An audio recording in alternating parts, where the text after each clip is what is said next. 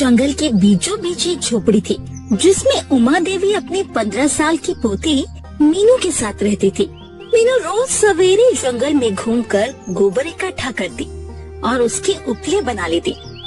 झोपड़ी नदी किनारे थी तो दादी वहीं पर इमली के पेड़ के नीचे खटिया लगाकर आराम करती। अरे तुम्हें भी खाना है? आज बस ये शकरकंदी ही है, ये खा लो। कल तो ताजे गाजर लेकर आऊंगी तुम्हारे लिए, लो खाओ।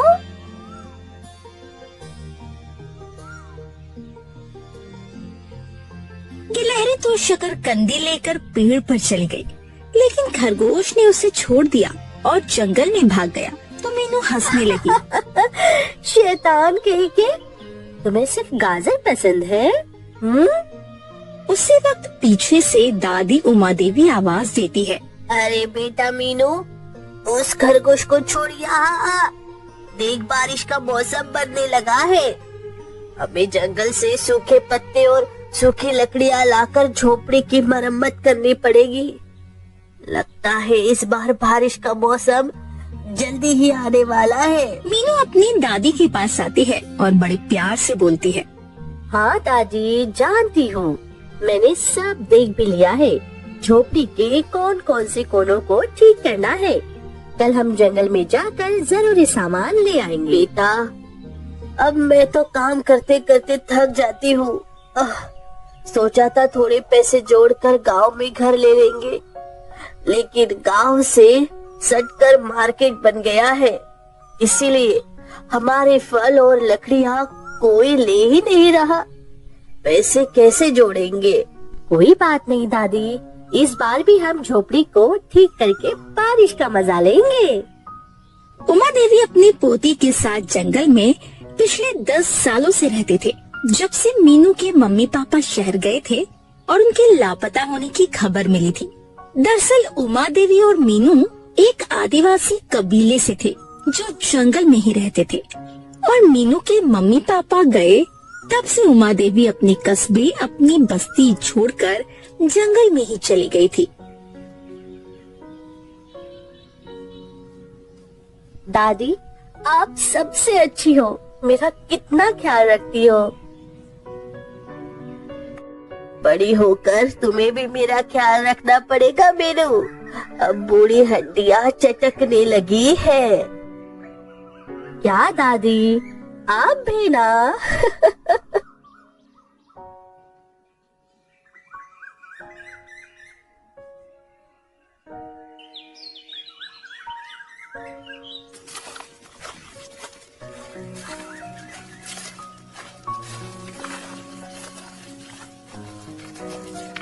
दादी, वो देखिए, चिड़िया का घोंसला।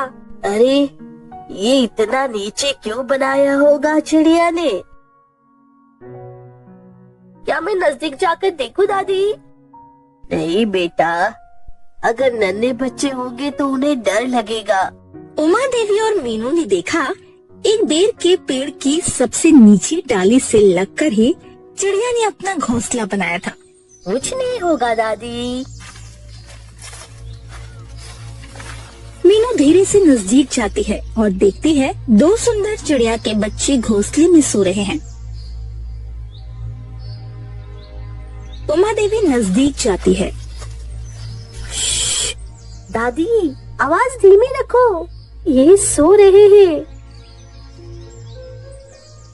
अरे चलो, उसकी माँ आ जाएगी तो परेशान होगी। ठीक है दादी, चलो बच्चों, फिर कभी मिलेंगे, ध्यान रखना अपना।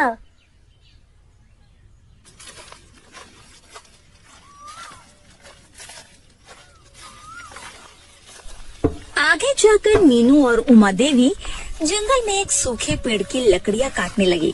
फिर मीनू ने कुछ पत्ते जमा किए और ऊपर देखा तो आसमान में काले घने बादल छाने लगे थे और धूप भी ढलने लगी थी। दादी, अब हमें जाना चाहिए, अगर बारिश हुई तो ये सब गीला हो जाएगा। ठीक है बेटा, चलो चलते हैं। उन्होंने सब सामान इकट्ठा किया, अपने पीछे टंगी टोकरी में भरा और घर की ओर चलने लगे। घर आकर उन्होंने सब रखा और अपनी झोपड़ी देखने लगे। दादी, शाम हो गई है। हाँ जी बेटा, तुम भी थक गई होगी और मेरे इन बूढ़े पैरों ने भी जवाब दे दिया है। हाँ, एक काम करते हैं, कल सुबह से ही काम करेंगे।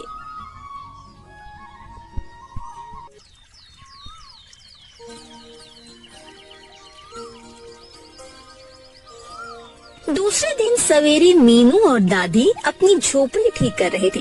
झोपड़ी को ठीक करते करते शाम हो गई और बादल भी काले होने लगे। अरे दादी, देखा, आज ही बारिश होगी शायद। हाँ बेटा, लगता तो है। बादल काफी गरजने लगे हैं। अच्छा हुआ हमने मरम्मत कर ली। उमा देवी और मीनू ने जल्दी ही काम खत्म करके सारा जरूरी सामान झोपड़ी के अंदर ले लिया, क्योंकि काफी तेज बिजली कड़कने लगी थी।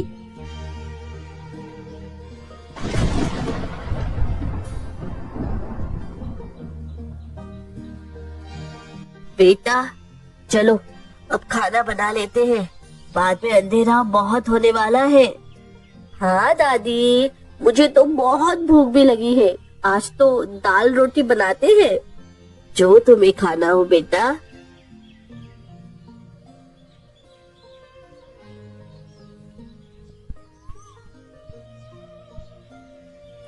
दोनों दादी पोती ने खाना बनाया।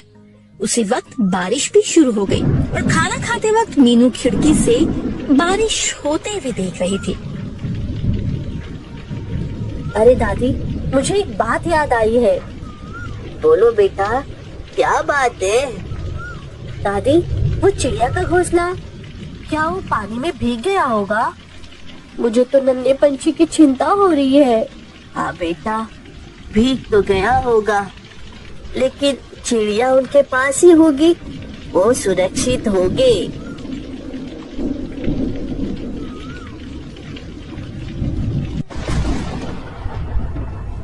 मीनू झोपड़ी का दरवाजा खुला रखकर बारिश देखने लगी और सोचने लगी। उधर जंगल में हर जगह पानी पानी हो गया है। चिड़िया का घोंसला भी गीला हो गया है। वो बच्चों के ऊपर अपने पंखों से पानी रोक रही है, जिससे खुद भी गीली हो गई है और रोने लगी। बच्चे पानी में भीगकर ठंड की वजह से कांप रहे हैं।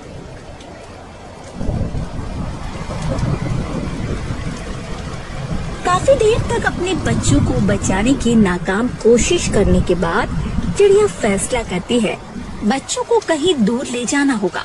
वो उन्हें उठाने की कोशिश करती है, लेकिन बच्चा घोंसले में गिर जाता है। चिड़िया फिर से कोशिश करती है, लेकिन बच्चा फिर से गिर जाता है। क्या कर रहे होंगे नन्हे चिड़िया के बच्चे? कहीं वो बीमार तो नहीं पड़ जाएंगे? मीनू चिड़िया के बारे में सोच रही थी। इधर चिड़िया हांफने लगी थी, लेकिन उसके बच्चे उसे उठाए नहीं जा रहे थे। बेचारे उड़ भी नहीं पा रहे थे। चिड़िया तारा ने देखा उसके खुद के पंख भी गीले हो गए हैं। एक बार जोर लगाकर कोशिश करती है, लेकिन बच्चा उठ ही नहीं पा रहा था और चिड़िया नीचे पानी में गिर जाती है और बेहोश हो जाती है।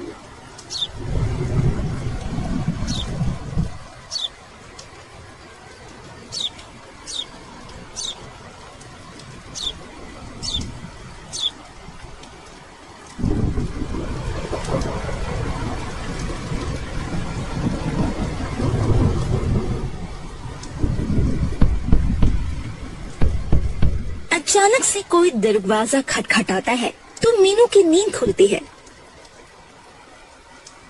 कौन हो सकता है? अरे क्या हुआ बेटा? किस चीज की आवाज है ये? दादी, ऐसा लग रहा है जैसे कोई आया है। इस जंगल में कौन दरवाजा खटखटाता है? फिर से आवाज आई तो वो दरवाजे की ओर गए।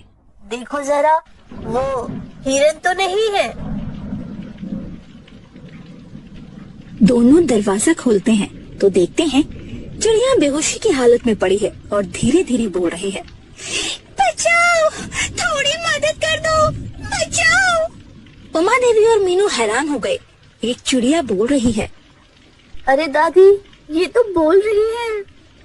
वो तो ठीक है, लेकिन इसको बहुत सर्दी लग गई है। चलो इसे अंदर ले जाए।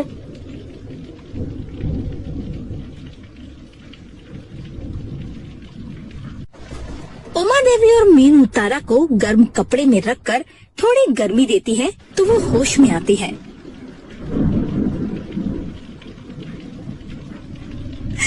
अरे अरे, मेरी सोनू मोनू घोंसले में भीग गए हैं, उनकी मदद कर दो। क्या वो अभी भी घोंसले में है? तुम्हारा घोंसला तो ठीक है।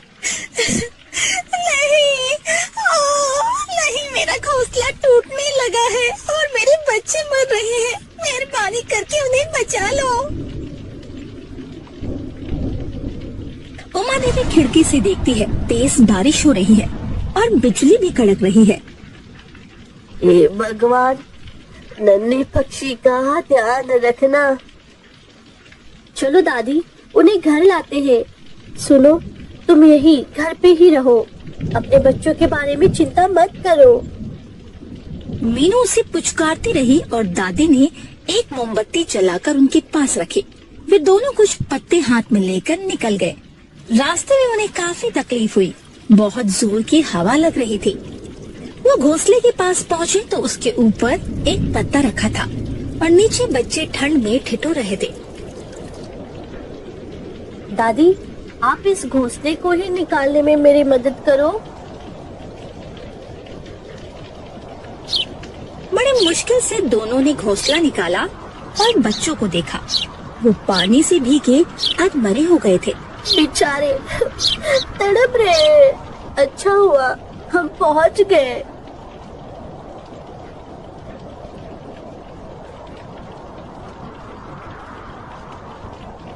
मीनू और उमा देवी घोंसला ही घर ले आए और बच्चों को गर्म कपड़ों में रख दिया। तब तक तारा ठीक हो गई। वो बोली, आपका बहुत बहुत शुक्रिया। अगर आप इस जंगल में ना मिले होते तो मैं अपने बच्चों को बचा नहीं पाती। रुको, मैं उनके लिए थोड़ा गर्म पानी और दवाई बना देती हूँ, बिल्कुल ठीक हो जाएंगे।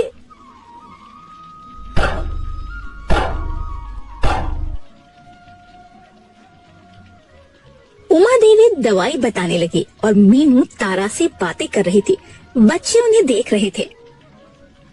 मेरा नाम मीनू है, तुम कौन हो? मैं तारा हूँ, दूर के जंगल से यहाँ आई थी अपना घोंसला बनाने। इस बार बारिश का मौसम जल्दी शुरू हो गया, नहीं तो सोनू मोनू उड़ जाते। दुखी मत हो तारा, अब वो सुरक्षित है, जल्दी ही ठीक भी हो जाएंगे।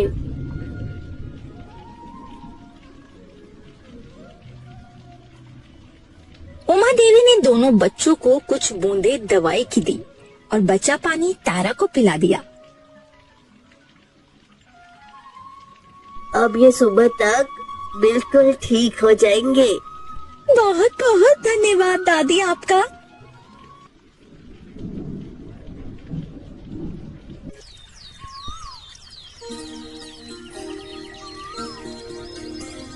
अगली सुबह तक बारिश बिल्कुल बंद हो चुकी थी। तेज धूप निकली थी। मीनू दरवाजा खोलकर झोपड़ी से बाहर आती है। तारा भी उसके पीछे आती है। बच्चे अभी भी कपड़े में ही हैं और सुस्ता रहे हैं। सोनू मोनू अब बिल्कुल ठीक है, लेकिन उनको सुलाने के लिए कोई जगह नहीं है मेरे पास। अरे तुम चिंता मत करो, आज तुम्हारा घोंसला ठीक करते हैं। क्या बोलती हो? तुम्हें आता है घोंसला बनाना? अरे मीनू को कम समझती हो क्या तारा? देखो मीनू का जादू। पीछे से दादी आती है। हाँ बेटा, तारा वो तुम्हारे बच्चों के लिए बहुत अच्छा घोंसला बना देगी। तुम दोनों वो ठीक करो, मैं जरूरी खाने पीने की चीजें लेकर आती हूँ। ठीक है दादी। दादी जंगल में चली जाती है।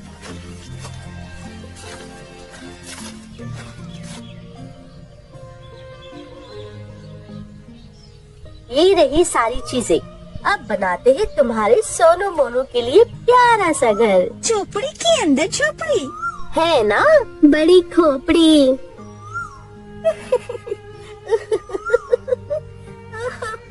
मीनू तारा का घोंसला हाथ में लेती है। उसमें सुई धागे से सिलाई करती है। तारा उसकी मदद करती है। सोनू मोनू भी कपड़े से बाहर आकर देख रहे थे। तुम दोनों तो शैतान लगते हो। ये लो, तुम्हारा घोंसला तैयार है। सोनू मोनू कूदते हुए अपनी पंखों को ठीक करते हुए घोंसले में बैठ गए। तारा बहुत खुश हो गई और अपनी भाषा में बच्चों को समझाने लगी। लगता है उन्हें काफी आराम मिला है तुम्हारे बनाए घोंसले से मीनू। कहा था ना पसंद आएगा। ये तो घोंसले में पड़ते ही सो गए। जादू है तुम्हारे हाथों में मीनू। मैं हर साल तुम्हारे हाथों से ही घोंसला बनवाऊंगी। क्या बात कर रही हो? दोनों हंस रही थी। तभी उमा देवी आती है, सारा सामान नीचे रखती है और थैले से निकालकर मीनू और तारा को देती जाती है। देखो मीनू, आज नए बेर मिले हैं, तुम लोग खा लेना। ये पत्थर भी मिले हैं और बारिश का ताजा पानी भी ले लिया है।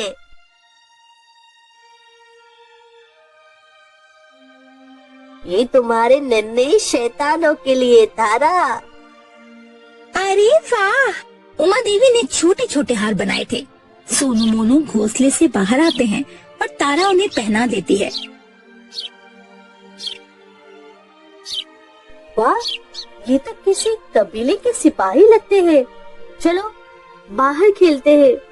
ठीक है बेटा, तुम लोग बाहर खेलो और मैं खाना बना लेती हूँ।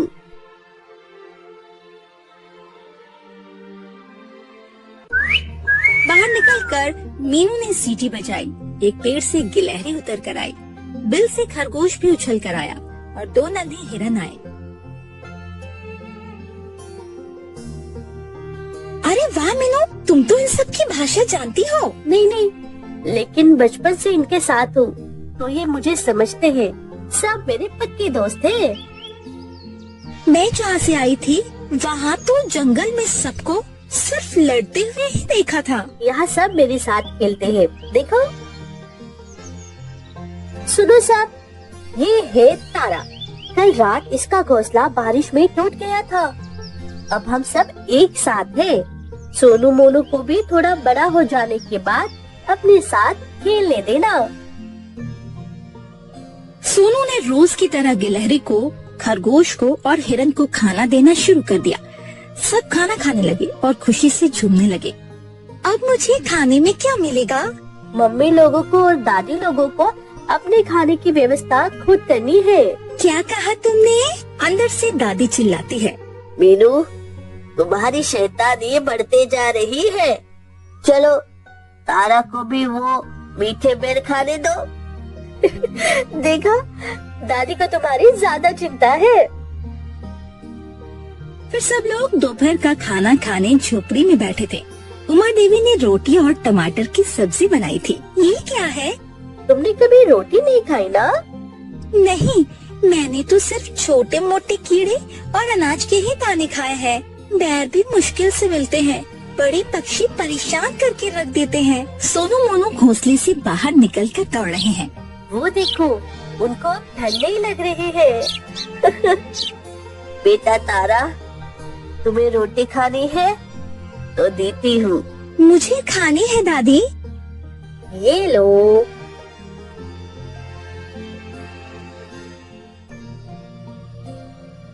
अरे वाह, ये तो सच में बहुत अच्छी है।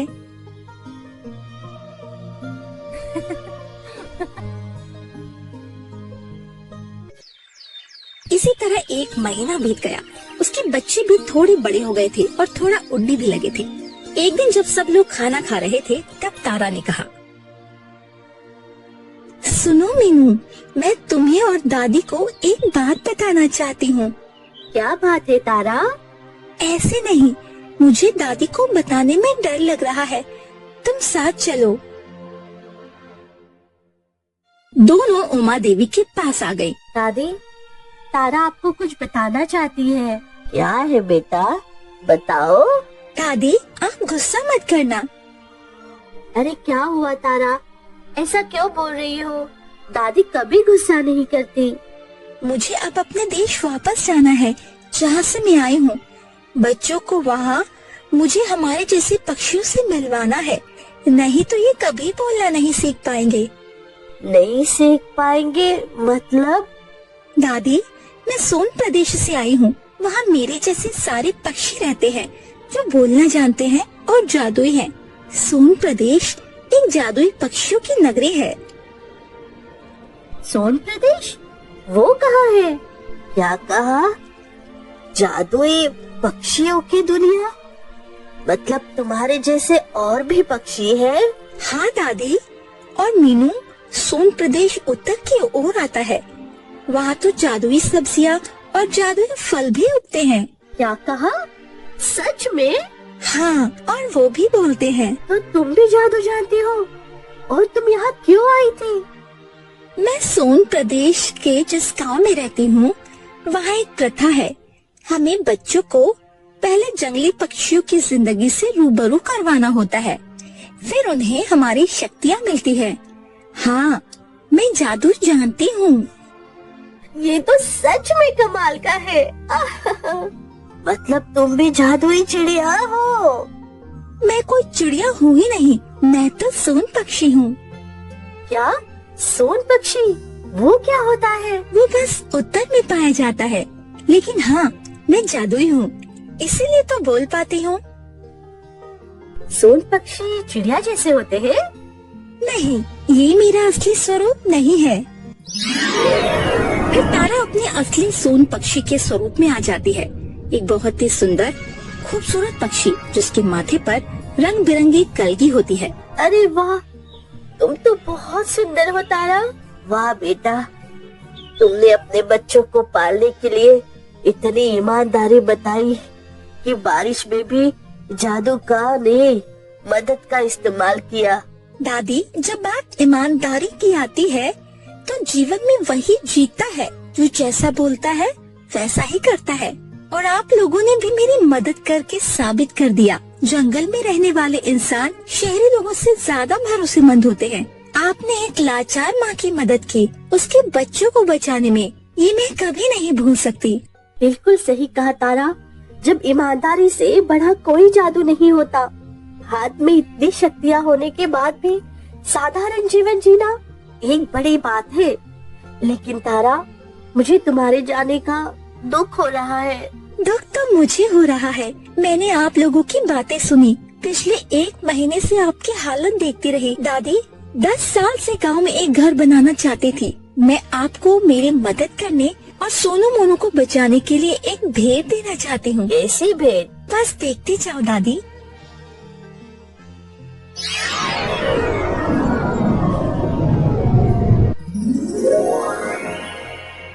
तारा ने जादू किया और उनकी झोपड़ी एक बड़े मजबूत घर में बदल गई। मुझे पता है आपको गांव में रहना भाएगा नहीं, इसलिए यहाँ घर बना दिया। आप चाहे तो गांव में ले जा सकते हैं। नहीं बेटा, तू सही कह रही है। गांव से ज्यादा हमें घर यही जंगल में रहना पसंद आएगा। इस घर के किचन में आपको किसी चीज की भी कमी नहीं होगी। मीनू और दादी तारा के गले लगकर रोने लगी। बहुत बड़ा उपकार है तारा। नहीं नहीं, दोस्ती में उपकार जैसे शब्द नहीं बोलने चाहिए। कर भला तो हो भला, बस एक दूसरों की मदद करनी चाहिए, कभी भी भरोसा नहीं तोड़ना चाहिए। तुम मत जाओ तारा, हमें हमारे चिड़िया की बहुत याद आएगी। अरे दादी, मीनू, मुझे भी यहाँ की लगन लग गई है। मैं भी तुम लोगों को बहुत मिस करूँगी।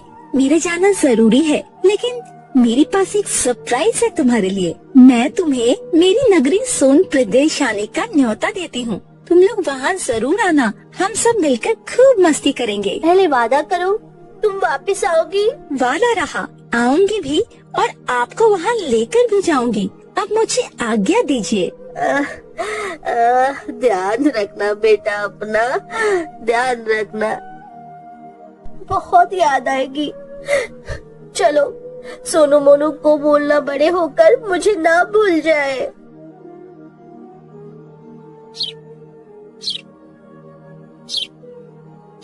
वे नहीं भूलेंगे।